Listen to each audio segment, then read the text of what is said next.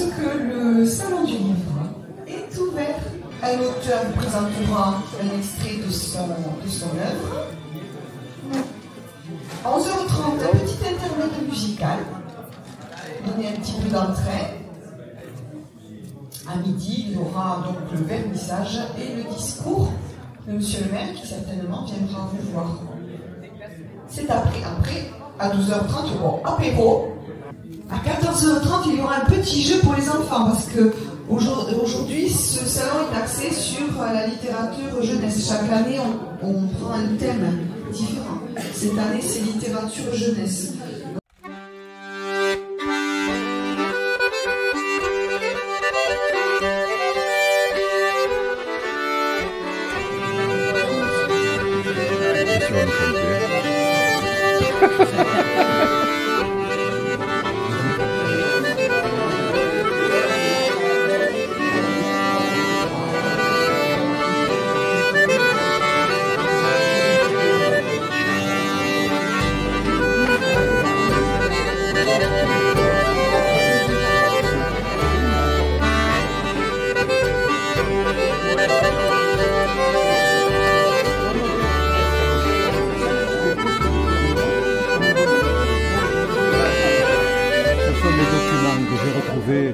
Soit là des charges, soit que j'ai photocopiées, soit que j'ai photocopiées aux archives départementales, des documents qui datent de 1800 à 1900 ou 1950. Ils sont uniques parce que les originaux ont été brûlés à une époque à la mairie de Bessal. Donc c'est des trucs très intéressants que les gens devraient venir lire. Je mets les albums dans mon local, les gens peuvent s'installer et lire gratuitement. Ouais. Je ne peux pas dire mieux. Donc je sais pas trop ce que ça va donner, mais ouais, vas-y.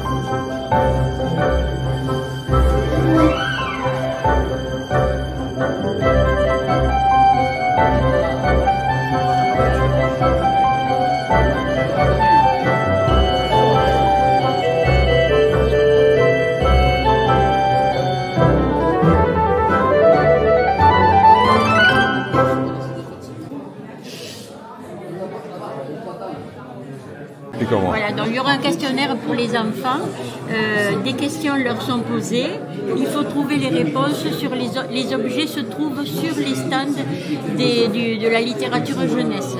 Une fois qu'ils ont tout rempli, ils l'apportent et on leur donne des récompenses si c'est fait, si tout a été trouvé. Voilà.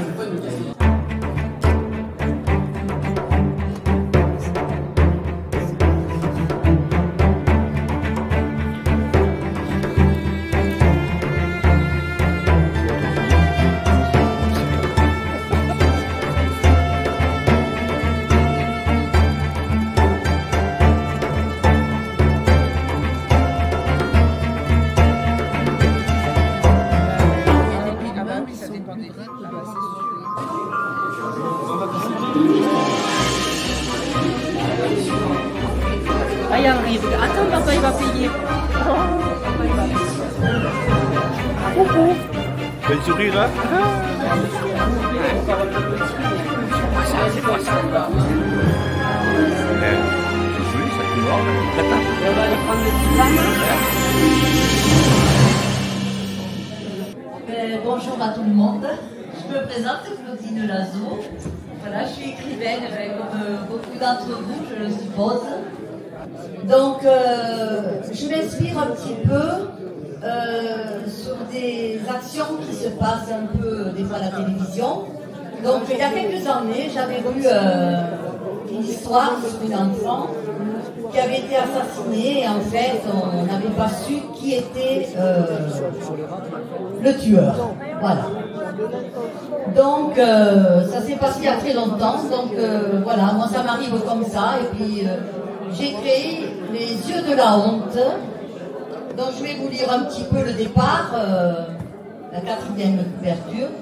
C'est dans un petit village tranquille de Cabreglas. Alors, tout est fictif, évidemment. Hein. Une fillette de 12 ans est retrouvée morte dans le marais. Accident, meurtre, le village est sous tension. Surtout que peu de temps après, une deuxième victime est retrouvée morte dans sa maison. Le brigadier chef Patrick Filet, venu de la grande ville pour élucider cette enquête, sera aidé par Phil, le brigadier du village. Le coupable se trouve parmi les gens de Caroublas. Mais qui est le coupable? Qui a osé tuer cette innocente petite fille qui porte le prénom de Belluna? Et pourquoi? Plongé dans ce roman plein d'intrigues, de suspense, de déshonneur, aidez-la à réaliser son vœu, celui de trouver son meurtrier. Donc en fait, cette petite fille, qui est morte en fait, et qui ne le sait pas au départ du livre, va aider ses parents à retrouver son meurtrier. Voilà, donc c'est les yeux de la honte. Bon, je ne veux pas en dire plus, il faut lire le roman pour savoir qui effectivement a tué cette petite fille. Voilà. Je vais dire un petit mot sur Didier. Il arrive, il a traversé la neige. Val d'Isère, vous savez, vous avez vu hein, la quantité de neige qui est tombée. Il pensait qu'il n'allait pas pouvoir passer et être là aujourd'hui. Il a réussi. Alors bravo à lui. Donc moi j'écris des romans, évidemment, des romans qui se passent dans notre beau pays, et en particulier au pied du Pic-Saint-Loup. Mais je vais faire une entorse à mon amour du Pic-Saint-Loup, et je vais vous lire un extrait d'un roman qui s'intitule Rêverie Sévenol. C'est l'histoire d'un jeune homme qui arrive dans un village de Cévennes et qui va faire des rêves propulsés dans tous les coins des Cévennes. C'est à cause de mon travail que je n'habite pas au cœur des Cévennes. Les banques ont leurs clients dans les plaines, dans les villes, je n'aime pas les villes. Recruté par l'établissement régional il y a 1 mois, j'ai l'idée de justesse de commencer ma carrière dans l'une de ces villes surpeuplées. Me voici à Saint-Hippolyte-du-Fort, dans le Piémont sévenol. Cette affectation m'offre 2 avantages. Le fait que j'habite assez loin de ma famille alésienne pour ne pas la voir tous les jours, même pas toutes les semaines, sans la perte de vue pour autant. Et puis la localisation. Habiter au pied de mes collines dorées me permet de les admirer, de les sentir, de respirer à la nuit tombée, l'air frais envahir mes poumons. Il profite à mon jardin que je visite chaque matin. C'est très doux, c'est très sévenol, ça fait rêver et ça nous embarque. Merci.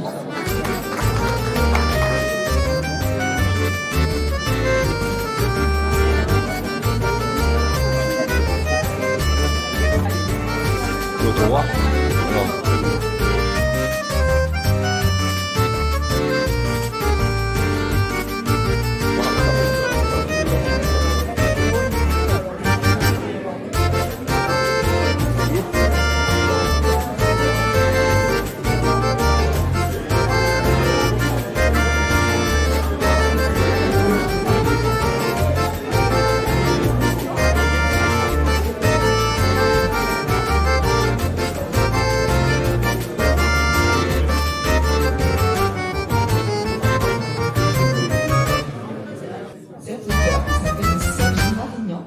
Donc j'aimerais que vous fassiez un peu de silence et que vous arrêtiez de parler. Allez, je laisse la parole à monsieur Marignan. Merci, bonjour. Voilà, moi je suis auteur de... J'habite Béziers. Je suis auteur de romans, romans nouvelles. Ce sont des romans contemporains, des romans intimistes qui traitent de rencontres d'amour, mais pas que. Problème d'incommunicabilité entre les hommes et les femmes, confrontation des époques, années 70 avec les années 2000. Et j'ai choisi aujourd'hui de parler de mon avant-dernier roman qui s'appelle Viens.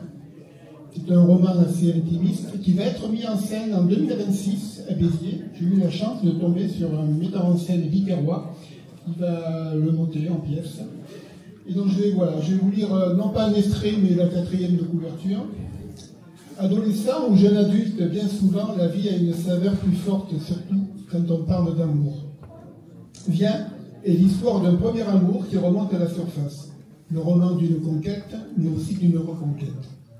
En confrontation permanente entre réel et imaginaire, Viens est d'abord un hymne à la mémoire et à l'amour. Début des années 70, dans le sud de la France, Michel aménage dans le petit village de Julien. Dès leur premier regard échangé, les deux ados vont alors éprouver l'un pour l'autre une impétueuse attirance qui va donner lieu, durant 4 années, à une passion amoureuse intense, mais hélas contrariée sur bien des points. Après une succession de malentendus, mais aussi de controverses familiales, Michel et Julien vont se séparer et construire leur vie séparément. Une quinzaine d'années plus tard, le hasard va les faire se rencontrer à nouveau, sur les lieux même, non pas du crime, mais de cet amour de jeunesse. Le feu renaîtra de ses cendres et les deux jeunes adultes redeviendront brièvement amants pour se reperdre à nouveau, par manque de confiance pour l'un ou de courage pour l'autre. Juillet 2017, Julien, maintenant retraité et de retour dans sa région de naissance, aperçoit Michel à l'occasion d'une soirée de jazz. Par l'intermédiaire d'un roman qu'il se décide à écrire, il part alors à sa conquête au travers d'échanges de courriels dans lesquels l'immuable amoureux masquera sa véritable identité. Dès lors va s'ensuivre un jeu du chat et de la souris, jusqu'au jour où la suite le dira. J'ai choisi des contes racontés de par le monde. Un jeune rat naquit dans le creux abrité d'un petit muret en ruine, où il passa les 15 premiers jours de sa vie. Sa mère prit grand soin de lui. Lorsqu'elle le sentit prêt, elle l'autorisa à explorer les alentours. Tout frétillant, il agita ses moustaches pour humer l'air tiède et parfumé et décida d'une petite promenade.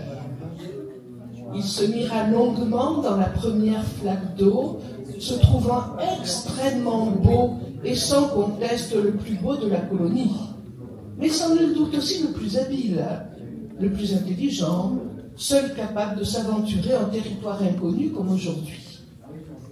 Il leva le nez et découvrit un espace immense dans lequel se déplaçaient des traînées grises, montant du sol et se mêlant aux nuages. Qu'est-ce donc que cela, se dit-il? En atteignant les premières maisons, il remarqua un énorme animal, appréciant de toute évidence les touffes d'herbes sèches du champ voisin. Il s'arrêta d'abord à quelques mètres, puis s'approcha pour l'observer. Il n'avait aucune raison d'avoir peur. Sa force et son intelligence le protégeaient de tous les dangers. À quelques pas de lui, il fut saisi d'un fou rire énorme. Mon Dieu, quel étrange animal! Ses pattes gigantesques, ses bosses qui le rendent difforme, ce long cou, ce nez qui semble avoir subi le coup de poing d'un boxeur, ses yeux protubérants. Oh là là là là, mon Dieu qu'il est laid, sa vie doit être bien triste de se savoir si laid. Son rire mit longtemps à s'apaiser. Enfin, il put souffler. Il le regarda. « Comment te nomme-t-on »« Chameau, répondit l'autre, en découvrant ses grandes dents. « Moi, je suis le roi, le rat. » Étonné du manque de réaction du chameau, il dit « Mais n'as-tu pas entendu parler de moi ?» Le rat, plein de condescendance, le plaignant de sa laideur, passa et repassa devant lui, sollicitant son attention, paradant comme un défilé de mode, se vantant de sa beauté, de sa belle tête, de ses moustaches, conquérant de sa longue queue qu'il faisait danser dans les airs. Le rat enfin s'immobilisa, voyant que le chameau n'avait pas les réactions escomptées, prenant son indifférence pour de l'insensibilité ou simplement de la bêtise. Il vit que s'il ne pouvait pas faire quoi que ce soit avec cet animal stupide, qui manifestement ne réagissait à rien. Et si je volais ce chameau, quel coup de génie! Il prit un peu de recul et vit qu'il traînait derrière lui une longue corde. Je n'ai plus qu'à l'attraper, et je suis bien assez musclé pour l'obliger à me suivre. Il se saisit donc de la bride. Le chameau, toujours conciliant de nature, voulait bien faire semblant d'obéir, curieux de savoir où il l'emmenait. Le rat, aveuglé par sa prétention, se rengorgea et se félicita de sa nouvelle autorité. Gonflant ses pectoraux, il se dirigea vers la colline, se prenant pour Hannibal franchissant les Alpes avec ses éléphants. Surgit au bout d'un moment le premier obstacle, une petite rivière, rendue presque à l'état de ruisseau, à moitié asséchée par l'été, et dont les eaux basses et troubles paraissaient insondables et terribles. Le chameau s'arrêta aussi, grignotant quelques touffes pour passer le temps et surveillant du coin de l'œil son compagnon. « Alors, rat, pourquoi cet arrêt? Qu'attendons-nous pour traverser ?»« Mais une minute, je mets au point un plan. »« Alors, rat, tu as trouvé? Laisse-moi le temps de réfléchir. Si tu m'interromps sans cesse... Oh, excuse-moi, je me tais, je sais que tu es mon maître et moi ton prisonnier. Tu avais à coup sûr un plan quand tu m'as enlevé. » Le rat le regarda, dépité. « Mais sache, chameau, que je n'ai pas peur, mais que les rats n'ont jamais beaucoup aimé l'eau. Et je dois l'avouer, je ne sais pas nager. Du plus loin que je puisse voir, je ne vois ni passerelle ni gué à franchir. Mais puisque tu n'as pas peur, c'est l'essentiel. Ce n'est qu'une petite rivière, l'eau est peu profonde. Et comment en être sûr? Je peux m'avancer au milieu de l'eau si tu veux. »« Ah, mais j'allais justement t'en donner l'ordre, » répondit le rat. Le chameau entra dans l'eau avec précaution, surveillé par le rat qui suivait sa progression. Il s'arrêta lorsqu'il sentit que la pente s'inversait et remontait vers l'autre côté. « Tu peux venir, rat. L'eau ne nous mouillera que jusqu'aux genoux. »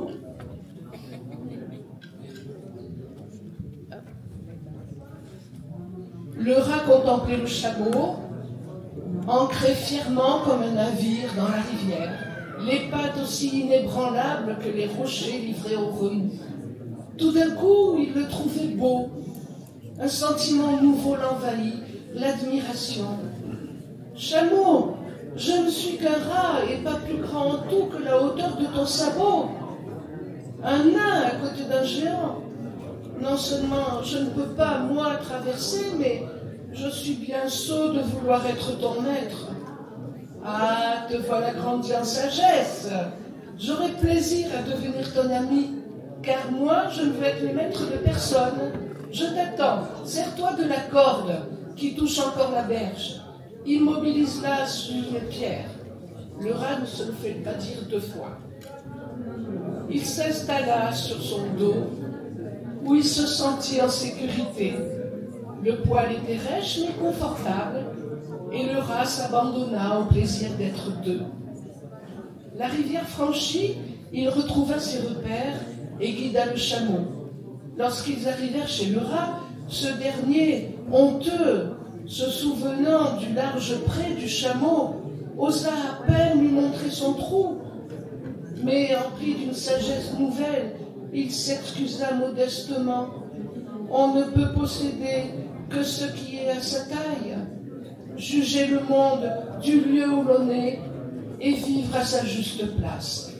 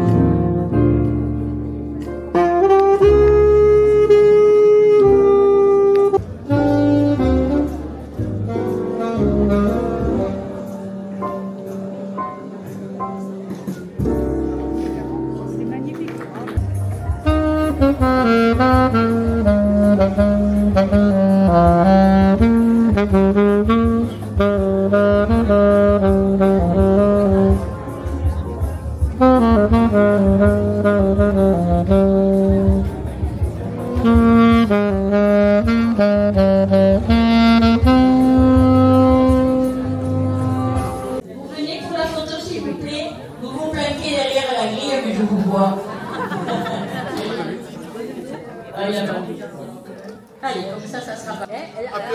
Attendez, bougez pas, ne bougez pas. Puis là, vous en avez des flashs.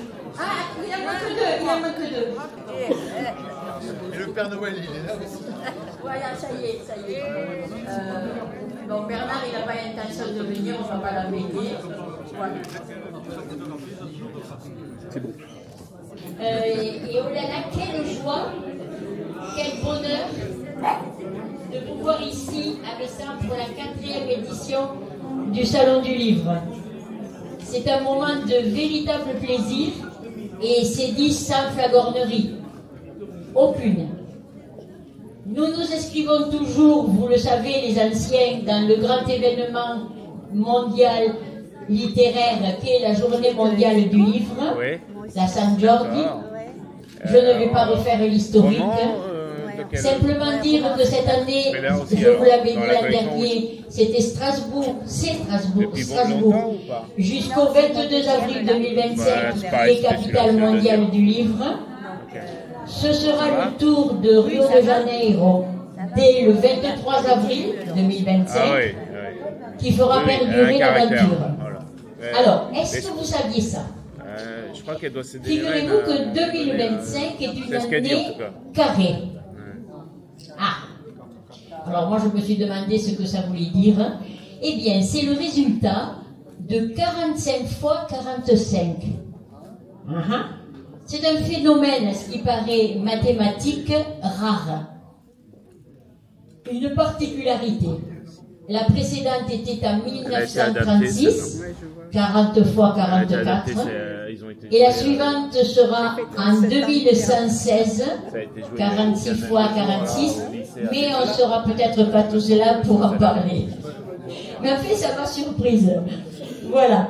Donc, nous voilà en famille, hein, comme je vous le disais en vous recevant, dans la grande famille des écrivaines et des écrivains, que je remercie fortement, chaleureusement d'être là. Sans oublier les éditeurs, que je salue particulièrement, tant leur présence et leur existence sont indispensables aux auteurs que vous êtes. On dit souvent qu'il ne faut pas scier la branche sur laquelle on est assis. Alors vous, auteurs, continuez à préserver les éditeurs, à les considérer comme un maillon indispensable de la chaîne. Ils sont une garantie de qualité, de professionnalisme et bon, j'espère que vous y penserez. Parce que c'est vrai qu'on voit beaucoup d'auto-édition. Après, bien sûr, chacun a ses raisons. Mais enfin, les éditeurs, c'est un métier. Et je pense qu'il faut... Après, c'est trop tard, quand il n'existe plus, de se lamenter de leur absence. Voilà. Donc ici, nous avons les éditions Tapage, avec nos 3 compères, voilà, là-bas au fond.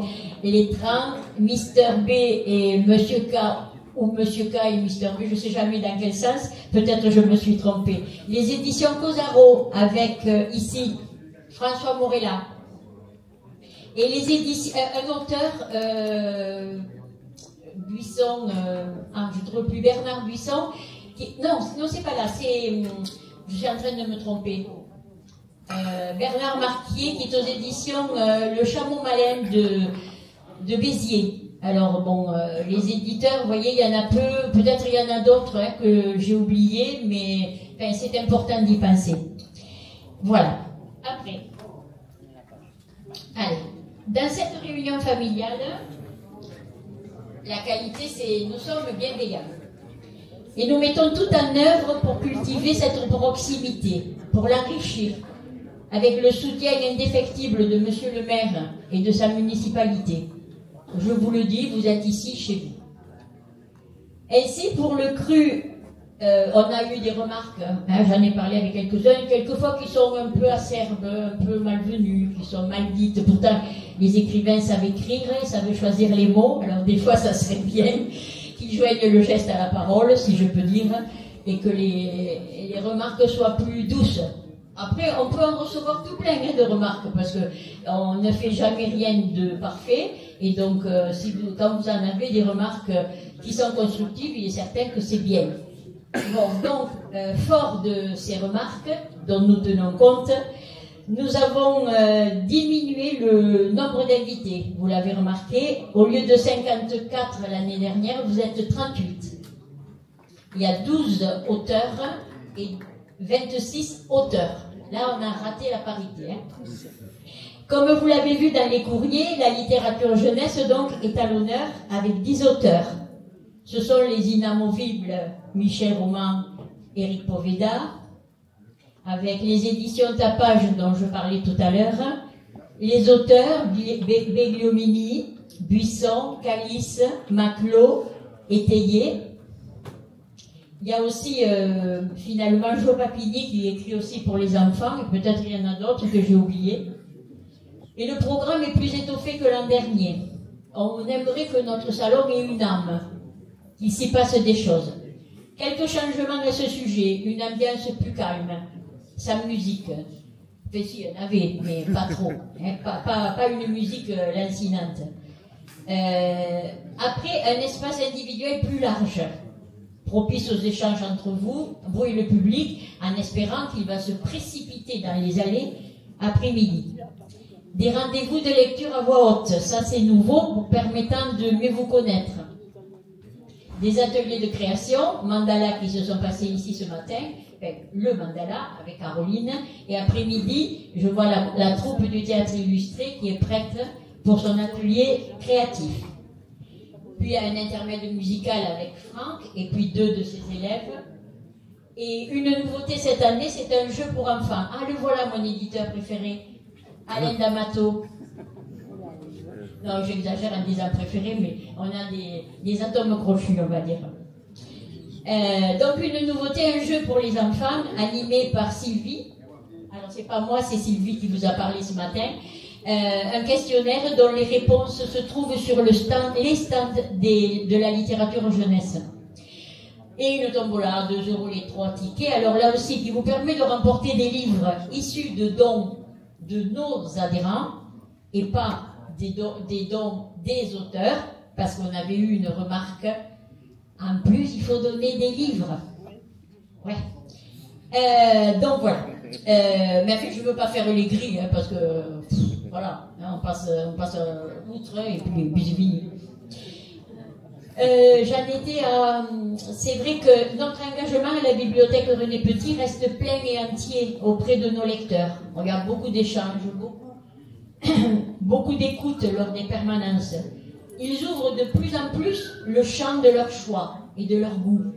Et c'est enthousiasmant pour nous, les bénévoles, parce que leur intérêt pour la lecture nous oblige. Lire, c'est aller vers l'ailleurs, sans contrainte, sans a priori, se laisser emporter sans crainte. Pour finir, notre quinquagénaire, elle a 50 ans, elle a eu 50 ans en septembre dernier, notre bibliothèque, elle se porte à merveille. Et c'est un anniversaire qui d'ailleurs a marqué tant sa réussite fut belle. Elle compte être là, au moins, peut-être pas 50 ans Stéphane, mais au moins jusqu'à ce que la super médiathèque la détrône. Voilà. Alors maintenant les remerciements, parce que c'est un passage incontournable, nécessaire et agréable. Il faut savoir remercier. Donc c'est d'abord à Monsieur le maire. C'est d'abord à Monsieur le maire qu'ils iront en premier, toujours à notre écoute et intéressé par ce que nous entreprenons. Il met à notre disposition ses services administratifs, Virginie, Paulsen, services techniques avec Thierry Bosque, la restauration scolaire avec Sabine Carminati et Annie, Cyril, qui s'occupe de la communication. Merci, Émilie. Et donc, Stéphane, merci, hein, très sincèrement. Émilie, merci de ton soutien et de tes tuyaux pour de nouveaux auteurs. Merci à toutes les petites mains, Yvan, Roger, qui sont venus pour nous aider à mettre en place le décor. Merci à Sylvie Cossat, qui a animé tout à l'heure, pour tes idées, ton intérêt et ta gentillesse. Merci Franck de mettre tes compétences à notre service, ton sérieux dans la préparation. Cette année, c'est un grand merci pour ce beau morceau de musique. Merci à Martine et Dominique Coll, toujours là, avec efficacité et calme. Merci pour la mise en place et le suivi des ateliers du théâtre illustré. Annie, Jean-Louis, Élise, Frédéric. J'ai vu qu'il y avait aussi Georges. Je pense que voilà.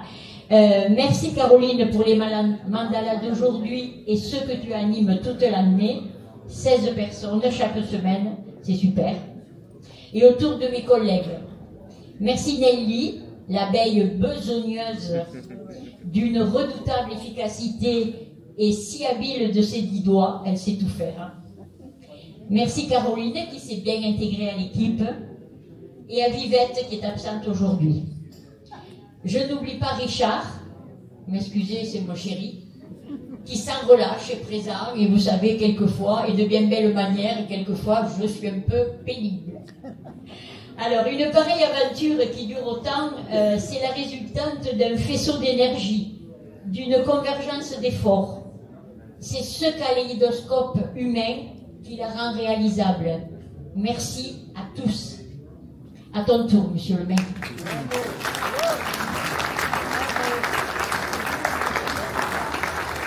Merci Sylvie, merci à toute l'équipe de la bibliothèque. Je vais être bien plus court parce que quand tout a été dit, c'est bien plus facile.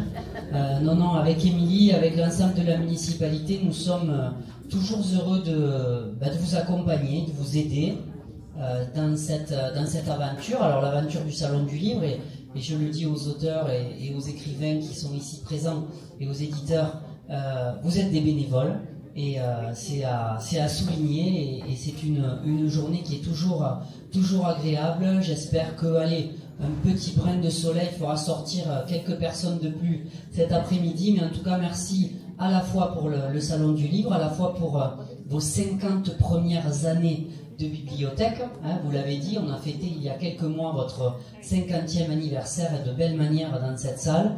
Alors oui, on ne va pas attendre 50 ans de plus, parce qu'il y aura plus grand monde, je crois, ici.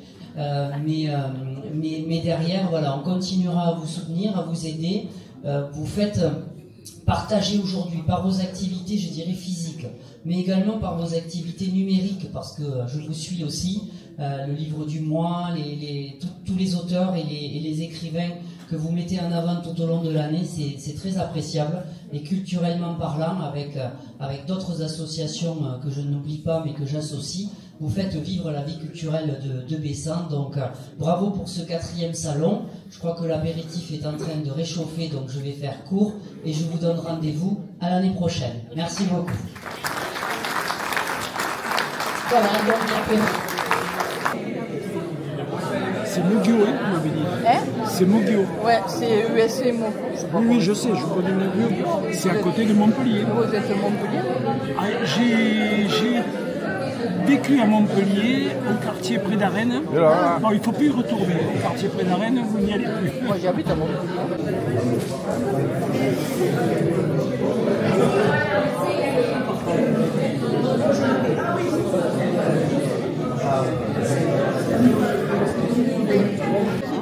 Le grand buteur de Mogio.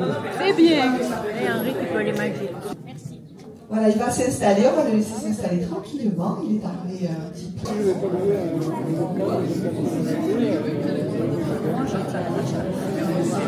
Voilà, c'est tout. Je mets que ça. Hein. Steve va s'ouvrir.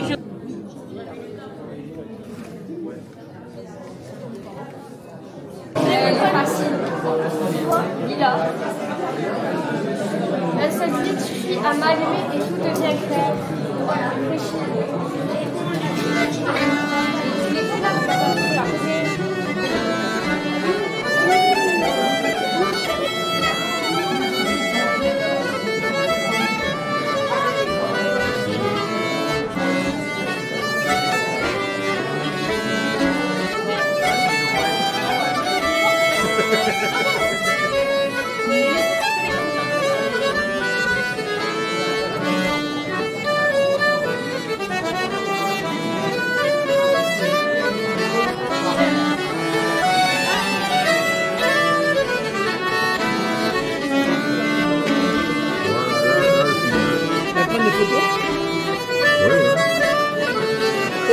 Il était partout.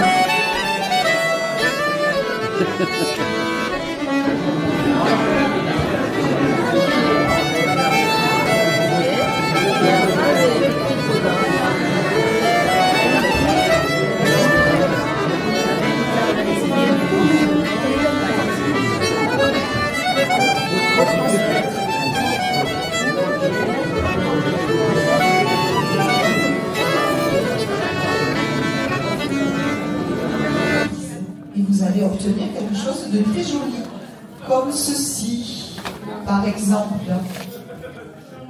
Comme cela, par exemple. Ça n'est une. Voilà, la phrase est écrite ici. Après, chacun peut laisser s'exprimer son imagination. Voilà, le théâtre illustré vous propose donc cet atelier créatif. Je vous en montre un autre, un peu plus coloré.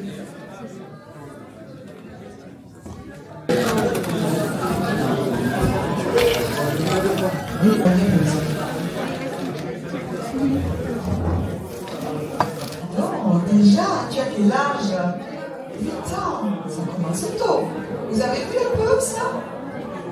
Si ça commence tôt maintenant, des passions, peut-être une carrière qui va suivre. Peut-être. Donc vous choisissez une pensée.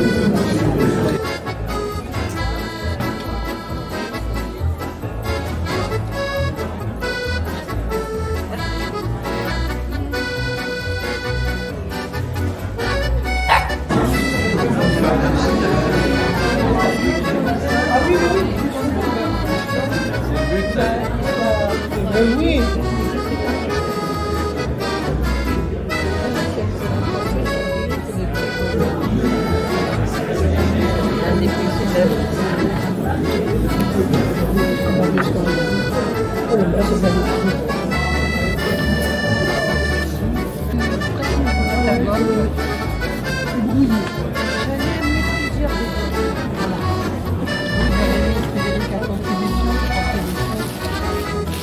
C'est déjà ce livre, on sent que c'est plus artistique. Et l'artiste aussi, la Françoise.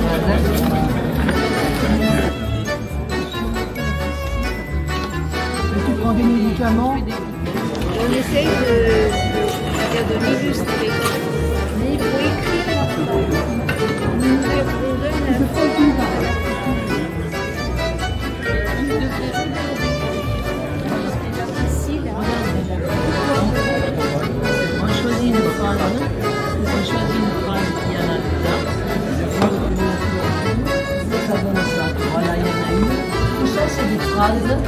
Collées l'une à côté de l'autre, la même, comme tu veux, de cette façon, de celle-là, ou comme ça, avec des lettres libres, comme une bleu d'une autre couleur, après il faut une fleur, ça fait un dessin.